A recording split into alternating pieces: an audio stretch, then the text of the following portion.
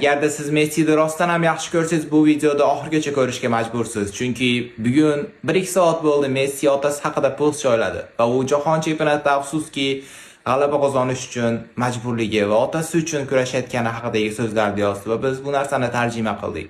Videoga like bosib, kommentariyaga o'zingiz fikringizni yozib, bu videoda Messichi do'stingizga albatta tashlab qo'ying. Unda boshladik. Dada, hali ham sizning ketganingizga ishona olmayapman. Yiqilmayapman. To'g'rirog'i yiqilishni xohlamayapman. Endi siz boshqa ko'rmasligimni, boshqa gaplasha olmasligimizni tasavvur qilish men uchun juda qiyin.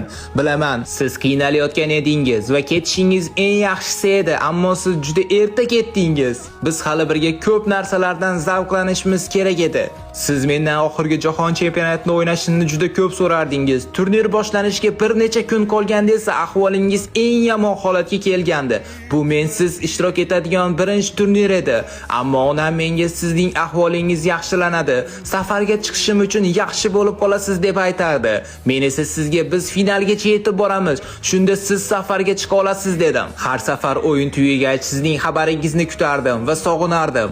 O'shanda vaziyat haqiqatdan da jiddiy ekanini angladim. Shunday bo'lsa-da, imkon qadar uzoqqa borish, sizga vaqt berish va hech bo'lmaganda bir o'yinimni ko'rishingiz uchun kurashda davom etdim. Finalgacha yetib bordim, ammo siz u yerda bo'la olmadingiz. Uni yutib, kubokni sizga olib borishni va sizga yana bir bor ko'rsatishni xohladim, ammo uddalay olmadim. Oyoqlarim boshqa ko'tara olmadi. Bu safar jismoniy holatimga qarshi borishga harakat qildim, lekin iloji bo'lmadi. O'zimni hech qachon yaxshi his qila olmadim. Men yetib kelganda esa siz penaltilar seriyasida yutqizishdi deb o'yladingiz.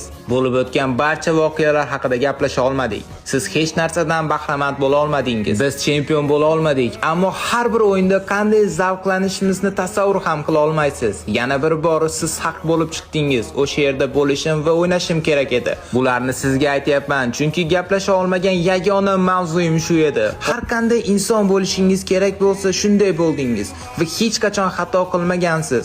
Ba'zi e'tirozlarimiz yoki tortishuvlarimizga qaramay oxir-oqibat siz haq bo'lib chiqardingiz. Sizni juda sog'inaman, ammo siz doim yonimda bo'lasiz. Ayniqsa farzandlarimizning tarbiyasida, chunki men ularni sizlar meni qanday tarbiyalagan bo'lsangiz, xuddi shunday tarbiyalayman.